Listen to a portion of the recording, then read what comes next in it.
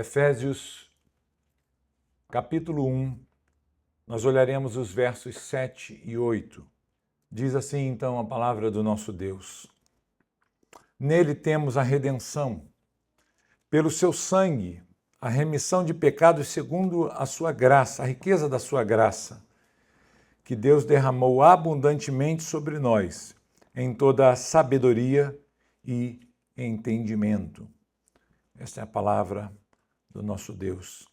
Queridos, nós, ao olharmos para esse texto, inevitavelmente não há como não olharmos também para a cruz de Cristo, porque esse texto, ele aponta para o sacrifício que Cristo realizou pelos nossos pecados.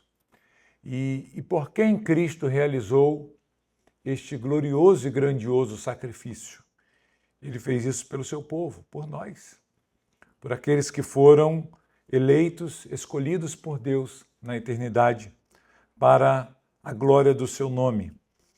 E nesta manhã eu gostaria de, dentro do texto bíblico que nós acabamos de ler, mostrar para os irmãos o que nós, como cristãos, nós recebemos em Cristo pelo seu sacrifício ali na cruz. O que Cristo fez por nós? O que Ele realizou por nós? O que nós, como cristãos, recebemos em Cristo Jesus? E nesse texto há três verdades que são maravilhosas para nós, que nos são deixadas aqui, mostrando esta realidade de forma bem exposta, bem clara, o que Cristo fez pelas nossas vidas, e nós devemos meditar nessas coisas para a nossa edificação e para o nosso deleite. Há três verdades que a Bíblia nos apresenta nesse texto sobre o cristão. Nós poderíamos fazer uma pergunta nessa manhã: quem é o cristão? Quem é o cristão? E, à luz do texto bíblico, nós podemos dizer que o cristão é alguém que, pela abundante graça de Deus, teve seus pecados perdoados. E ele teve seus pecados perdoados mediante a oferta sacrificial de Cristo Jesus. Pelo seu sangue que foi derramado, assim o cristão ele foi redimido. Então, por causa dessa abundante graça de Deus, ele nos perdoou por meio do sacrifício de Cristo Jesus. E assim, nós encontramos em Jesus, ou recebemos por Jesus, redenção. Nós recebemos perdão de pecados. Eu queria considerar rapidamente com os irmãos essas três verdades aqui. Primeira, o cristão ele foi alvo da abundante graça de Deus em Cristo.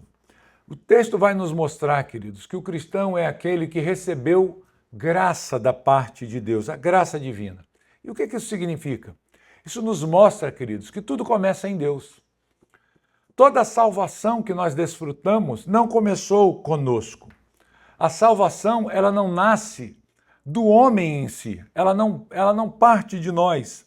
Ela não parte do nosso arrependimento, ou mesmo da nossa decisão por Jesus, mas ela nasce da graça de Deus. Todas essas coisas compõem a salvação em última instância, num ponto maior, numa visão mais ampla. Mas de onde essa salvação ela vem? Ela vem de Deus, ela nasce em Deus. Foi Deus que decidiu salvar o seu povo.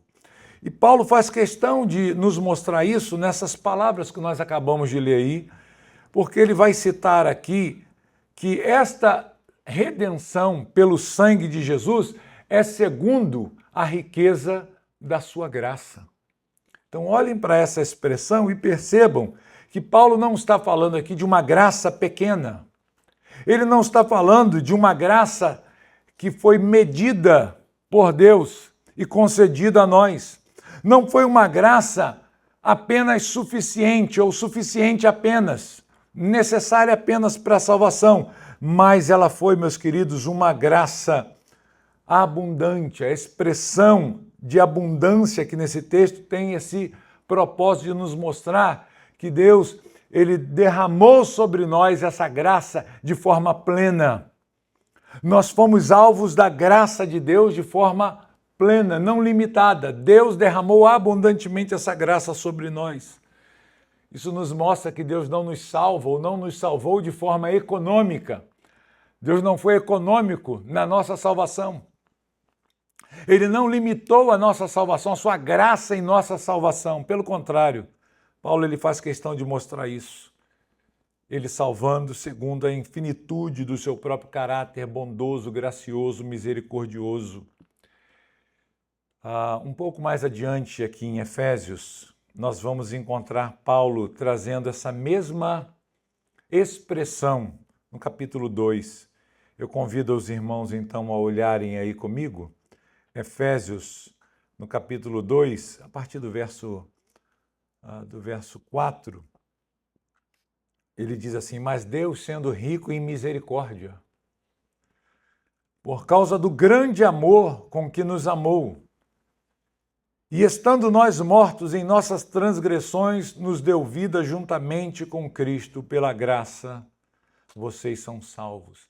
Notem, irmãos, como é que Paulo ele qualifica essa misericórdia e esse amor de Deus. Ele mostra, ele é amplamente amoroso, gracioso para conosco. Há um grande amor, há uma riqueza de misericórdia em Deus para com o seu povo. Verso 6, ele prossegue dizendo: e juntamente com ele nos ressuscitou e com ele nos fez assentar nas regiões celestiais em Cristo Jesus. Deus fez isso para mostrar nos tempos vindouros a suprema riqueza da sua graça. Mais uma vez, essa expressão aparece aqui. Paulo está querendo mostrar que a salvação que chegou até nós não é uma salvação limitada, pequena, não é fruto de um amor limitado, de uma graça limitada, de uma misericórdia limitada, mas ampla, imensa, abundante, rica, é o que ele procura nos mostrar aqui.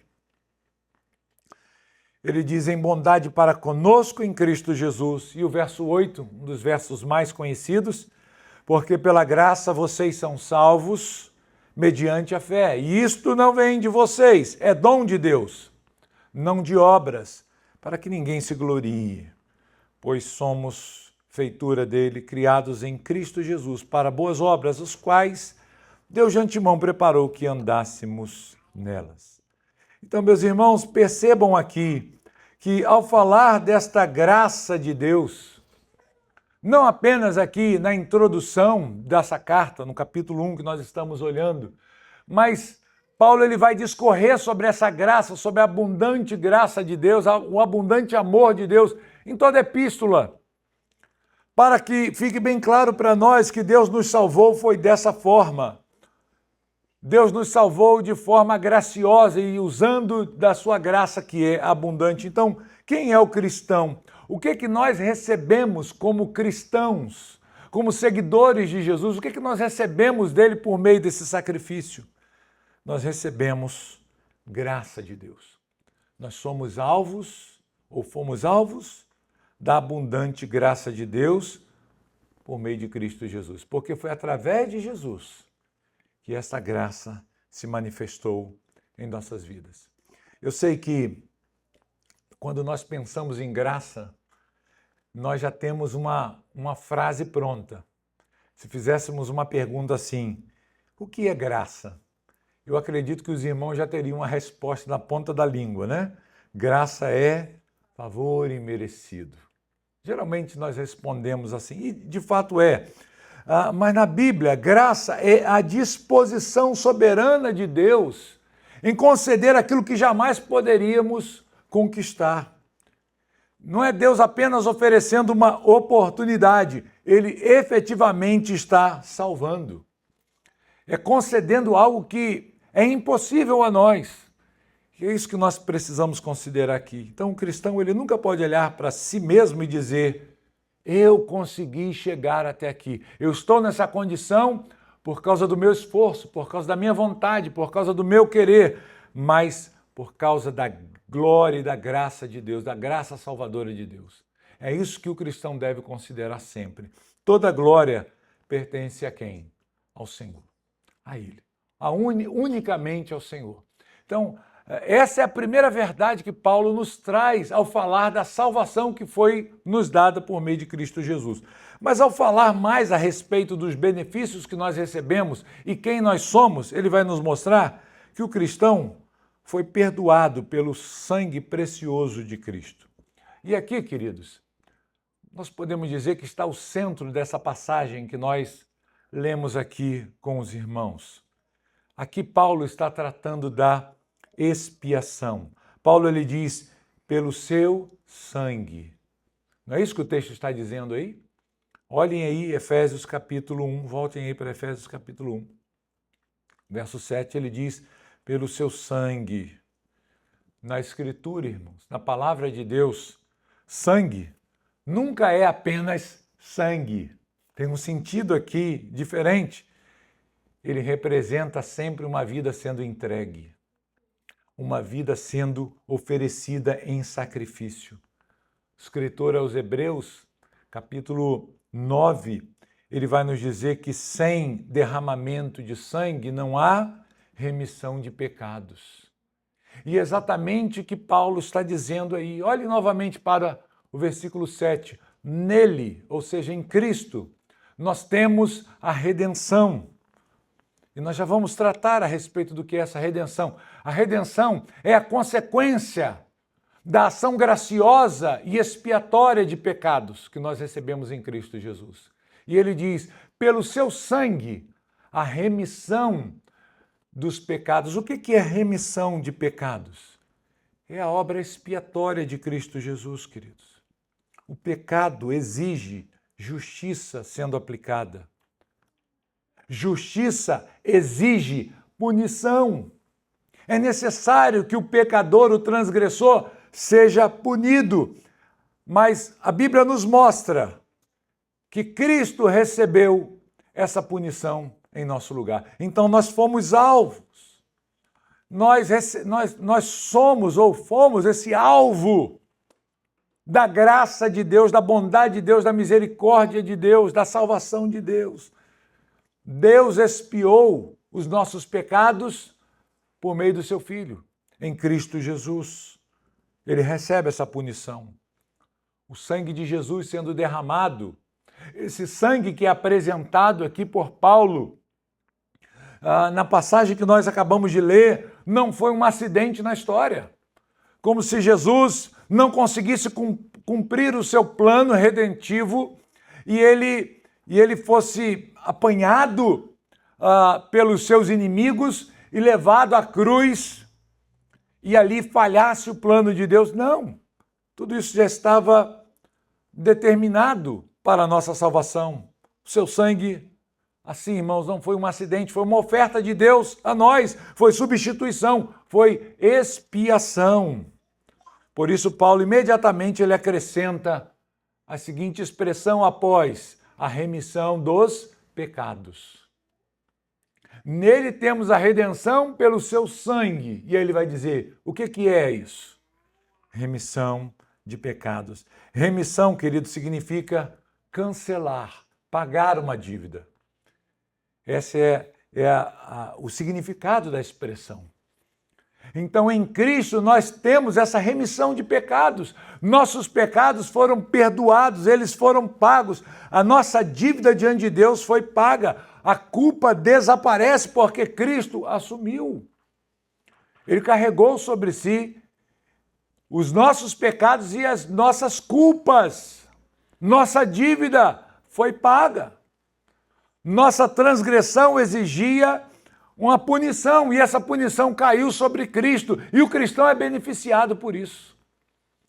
Ele é, então, perdoado pelo sangue de Cristo Jesus. Assim, irmãos, nós não devemos viver imaginando que nós podemos pagar a dívida pelos nossos pecados. O cristão não vive tentando pagar a sua dívida diante de Deus, ela já foi paga. A sua consciência acusadora deve sempre olhar para a cruz. Lá na cruz eu fui perdoado. Certamente Satanás acusa constantemente o cristão. A lei está sempre condenando o cristão, mas Cristo, ele cumpriu plenamente, ou lhe satisfez plenamente a justiça, a satisfação foi dada a Deus em nosso lugar. E ele nos absolve dessa punição. Por quê?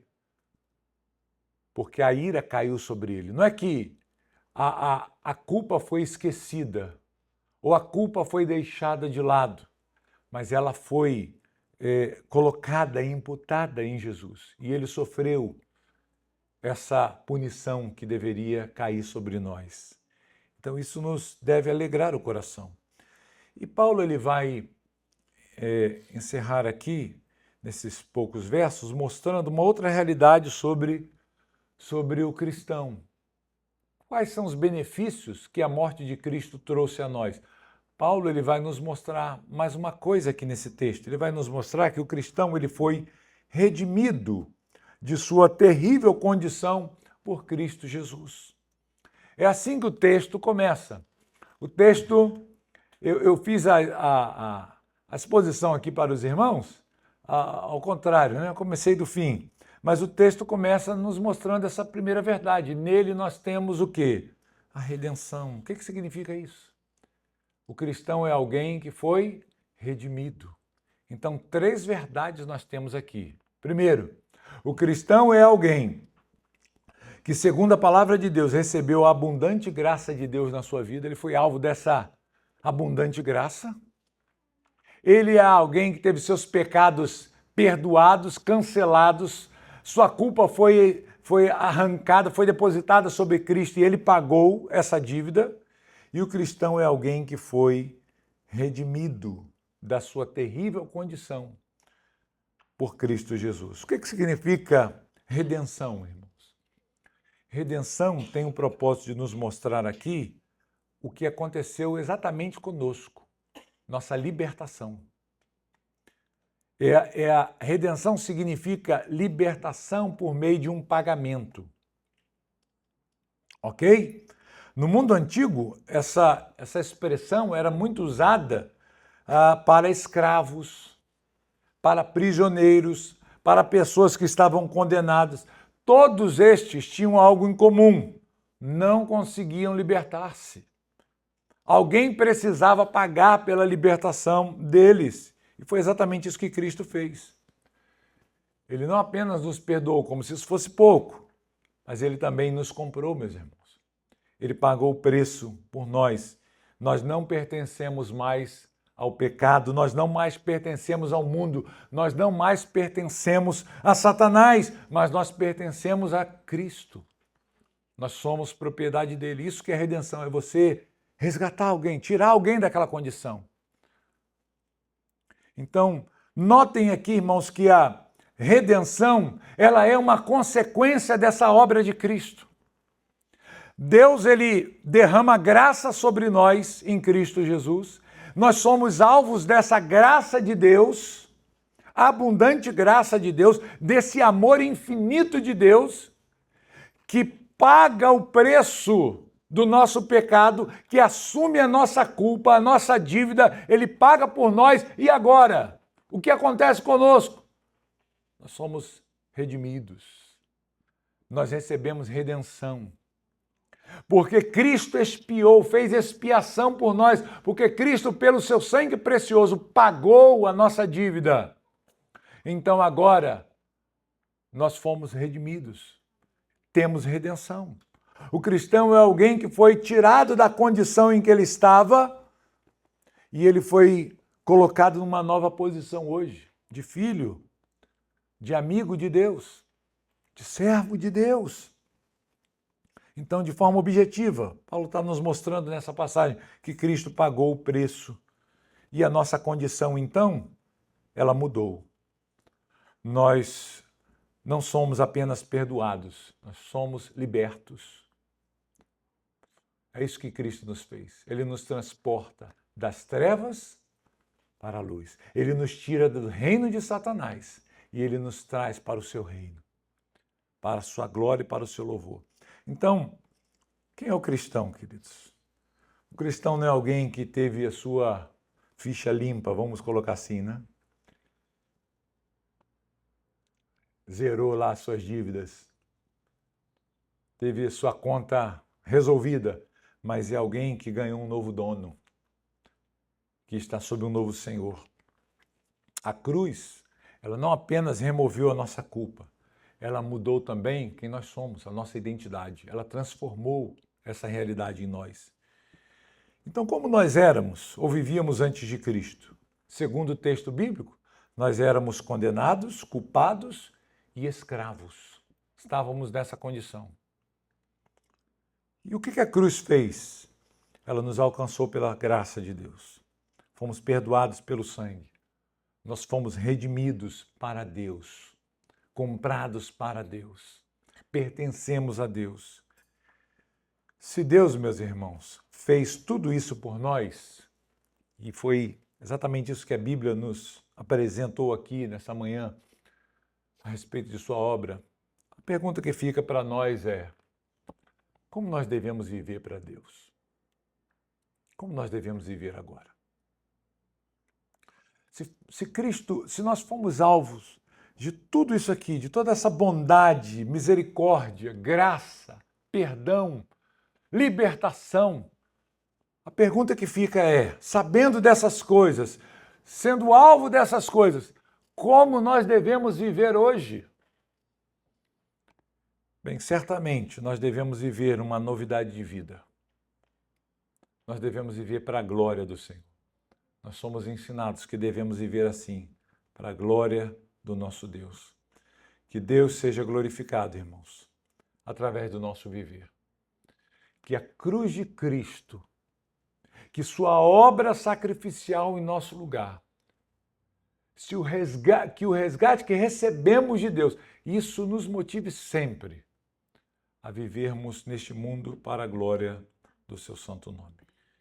E que assim nós possamos, nessa manhã, adorar ao Senhor. Não apenas com nossas palavras, não apenas com o nosso falar, mas com todo o nosso ser, com toda a expressão do nosso corpo, do nosso viver. Possamos viver para a glória de Deus.